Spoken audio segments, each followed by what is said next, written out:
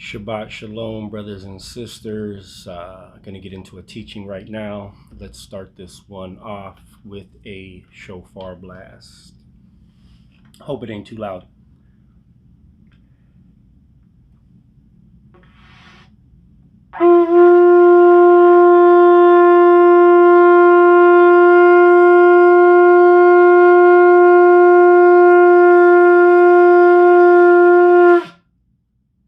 Hallelujah.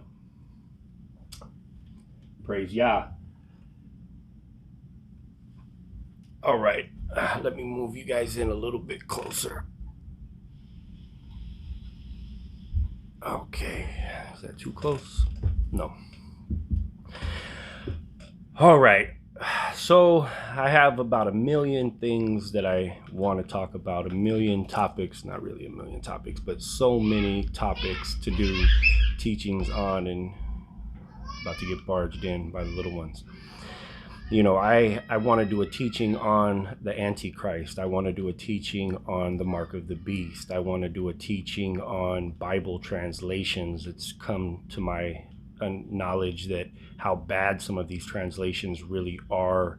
I want to do multiple teachings on the Apostle Paul. I want to do a teaching on counting the Omer, which we are in the middle of right now. And today is day 21 in counting the Omer. It is the third Shabbat. I want to do a teaching on pride. I want to do a teaching on eating clean. I want to do a teaching on Christianity. I want to do a teaching on true belief. What is true biblical belief? Where my sons were asking me, what are you gonna do a teaching on today? And I've been engaging in so many conversations with a lot of Christians that are so deceived, and they think grace just does away with the law and they can basically do what they want and it doesn't matter because grace covers anything, and they're being misled, they're being misguided, and it bothers me.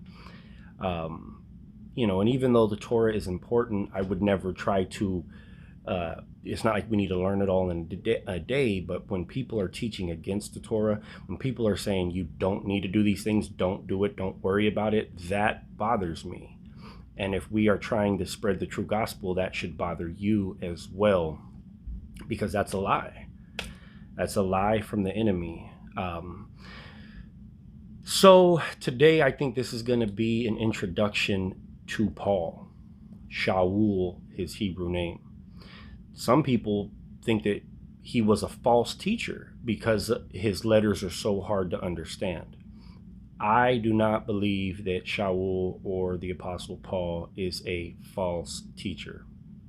If he was teaching against the law, if he was teaching against circumcision, which he was not, I fully agree. I fully agree he is a false prophet. He is taking away from the Father's word like Christianity does today. You have the Pharisees that added to the law, the Talmud, all the oral laws and traditions they added to it, which is false, and they treated them like commands, which is false. But Christianity is doing the same thing backwards, and they've stripped it down. They've stripped it down so badly where, basically what commands do they keep purposely? They don't commit adultery, don't steal, don't kill, don't lie. I mean, there's a lot of atheists that do the same thing. That's not sanctifying us and setting us apart from false denominations and the rest of the world. It's so much more than that, like today, the Shabbat, which is a covenant with the Father and his children. So the Apostle Paul is very hard to understand, very hard to understand. But one thing we must understand is he was never teaching against the Torah. Although it seems that way, he was not. He was teaching against it being misused and thinking that that's what saves you, like these Pharisees that he was up against, that he was a part of, that rejected the Messiah and taught that the law is what saves. The law has never saved anyone. But do we make void the law through faith? Romans 3:31, God forbid. We establish the law. Romans 6:1 and 2. Do we continue to sin that grace may abound? God forbid. So it doesn't matter what book you're talking about. Paul wrote a lot of books in the New Testament. I believe he wrote everything from Romans to Hebrews. A lot of people would argue who wrote Hebrews. To me, I believe that he wrote it. Do we know that? No, we don't. But I believe he did. It's sophisticated. It's next level like the rest of his letters. And I believe he was the author of that book. But it doesn't matter what book it is. Galatians, Colossians, Corinthians, Ephesians, Thessalonians, Hebrews, Romans. Paul never taught against the law, never taught against the Torah. He never did. Never.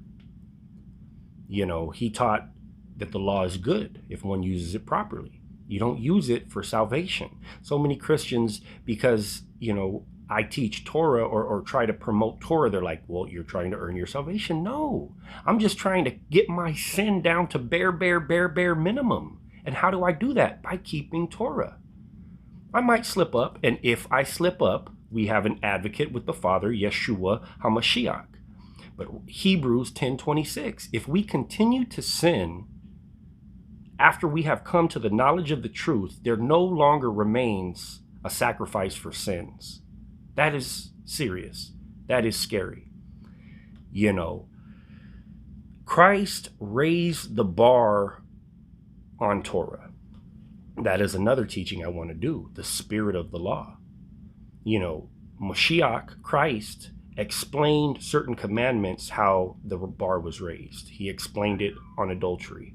He explained it on murder. He explained it on making vows to the Father. He explained it on divorce. He explained it on eye for an eye, that a lot of Christians don't even understand that. They think eye for an eye is getting revenge, when in reality, in the Torah, the way it is taught, it's not about getting revenge. It's about you repaying the harm you've done. Not leaving it up for you to go get even with someone else. That's the way the world looks at eye for an eye. You go get revenge. No. Eye for an eye was, look, you've messed up. You've done someone wrong. You need to make it right. And that's why Christ raised the bar. He said, you need to make it right and then some, with interest. He raised the bar on divorce. A lot of Jews or Israelites misunderstood divorce, and they thought, hey, if my wife upsets me, or I'm not feeling her, or she's put on pounds, or she's, I don't like her cooking, whatever the case may be, they thought you could divorce your wife. And Yeshua taught, no. The only time that a divorce is valid is for fornication, is for adultery. That's the only time it's valid. And even then, you might still want to try to work through that. Sometimes no. And the only other time that a divorce would be valid would be death. Those two reasons: death, adultery. That's it. No other reason. You might have women that are in bad relationships, they're being abused, and that sucks. That's very unfortunate. But in reality, if we were truly taught from a young age the importance of Torah, where we wouldn't even involve ourselves with unbelievers that aren't following the true gospel, which is Christ, HaMashiach, and the importance of Torah to not sin. So many people, even Christians, have false gospel. All they know is grace. All they know is grace, and they think that annuls the Torah. Very false, very false. Circle back. Sha'ul, Paul, taught against two things when it came to law, never against the Torah. He taught against the law of sin and death because Yeshua paid the cost, paid the price. But we have to be worthy of that. Not everyone that professes that Christ is their Savior is going to be saved. Yeshua lets you know that. Many will say to me, Lord, Lord. Lord means master. Many will say to me, Lord, Lord, didn't I cast out demons? Didn't I do this? Didn't I do that? Christianity perverts that so much that they think, that's you because you keep Torah. You're the one who works lawlessness when lawlessness is sin. So now good is bad and bad is evil, and keeping the commandments according to Christianity is lawlessness. And they would try to say, well, see, you're fallen from grace. You're justified by the law in Galatians. No, that's not, you're taking this out of context. So Paul was teaching against the law of sin and death, which is actually breaking Torah, and the traditions of men that add to the Torah. The Jews the Pharisees did an excellent job of adding to the Torah. I have a teaching breaking down who are the Pharisees and what was going on there. If you haven't watched it, I would encourage you to do that. But Christianity is doing the same thing backwards. They're taking everything away from it. You don't need to keep the feast. You don't need to eat clean. You don't need to, you don't need to do anything. Just accept Yeshua. Just accept Jesus. If only it were that easy. Part of me, my flesh wishes they were right. Because, man, then ain't none of us got anything to worry about. No, work out your salvation with fear and trembling. Respect the Father, respect his ways. They are important to him. Go through the Old Testament time and time and time again. He's so frustrated with the children of Israel because they are neglecting his commands.